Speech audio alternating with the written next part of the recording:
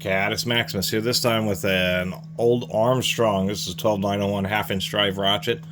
Armstrong is certainly known for making pretty good, pretty heavy-duty tools, but this must have been one of their simpler ratchets. Certainly seems like a little bit older of a model. Do like how they did cross-hatching here, although I wish it was just a little bit more aggressive. 2 flat or a double D handle. Extra tall head, but it's just using the what we'll call the proto swing pawl, which was a little bit disappointing. What's also disappointing about this ratchet, as we can see, it's not ratcheting too good. Fair amount of anvil play in there, but I suppose it's okay. Screws through the body into the bottom plate, so technically with the service kit you can rebuild the whole thing. Appears to be something going on inside it, which is kind of strange considering how simple swing pawls are. Appears to be some kind of ball detent right here that is also corroded and been pushed in. I've been trying to get it loose and hasn't cooperated.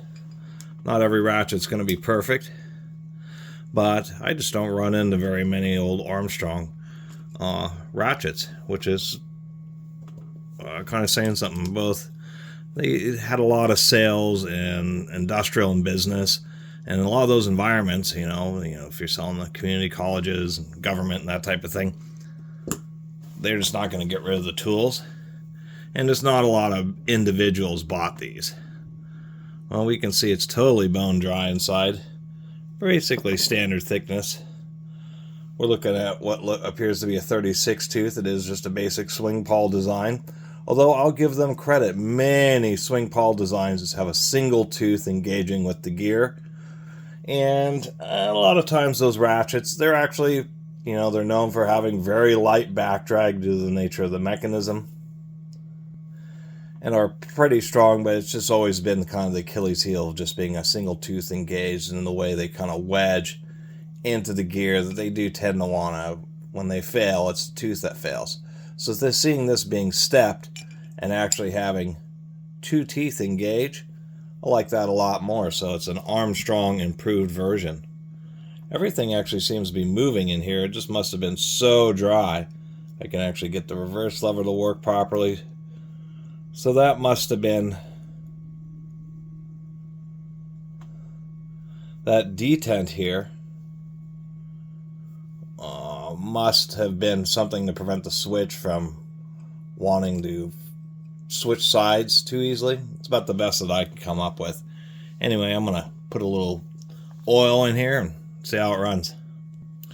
So not a lot else to say besides I can figure out why this one ended up in the junk pile.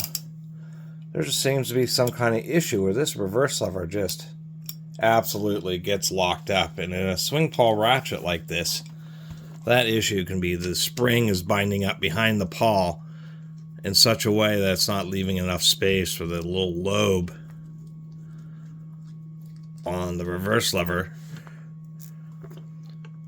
to roll over, and it actually jams up the reverse lever, not the ratcheting action.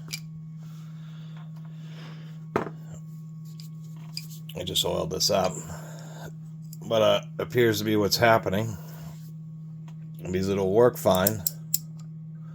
And then when you try to reverse it, it just gets so jammed up, it just won't move. Well, after fidgeting around with this, it turns out that the little lobes for the reverse that push each pawl away had rust on them. So when you get everything tightened down with the bottom plate, this extra tightness would cause the lobes, when you get it right in the middle position, the rust, it would just basically lock up this little swish. Now, just a little bit of work with a piece of sandpaper, tiny amount of work, the reverse lever works properly. So this detent here is just something to prevent this is a swing pawl ratchet. Besides having extremely low back drag, it also means it has an extremely light reverse switch, easy to accidentally hit. So this detent must have just been something to help stop it. We'll say that there is a nice little touch on this reverse lever. We can see that that is actually a little machined and knurled nib that's been pressed into the piece of sheet metal, and then it's been swaged on pretty effectively. So now that this ratchet's working properly, Yeah, it's just a basic Armstrong half-inch drive swing pawl ratchet, but at least the swing pawls have 2 teeth, and as we saw, they also try to make up for it because this is definitely not a low-profile ratchet head. This is like 19 millimeters, nearly 3/4 of an inch, and extremely heavy ball detent. I mean, the detent on this thing is, I mean, it doesn't really, uh-oh.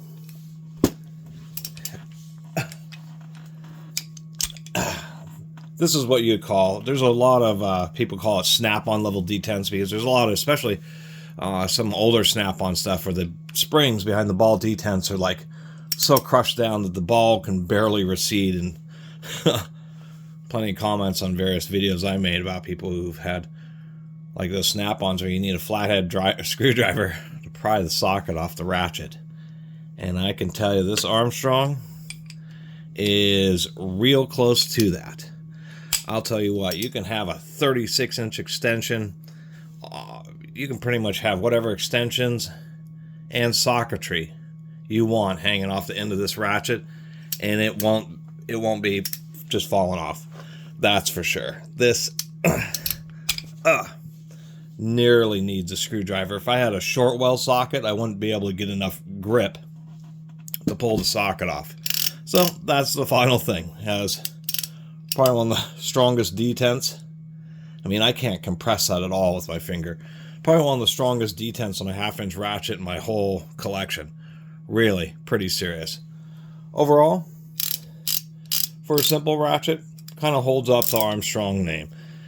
They're not the most complicated tools, but they're kind of like protos where they work and they're reliable, and they're definitely overbuilt for heavy-duty use.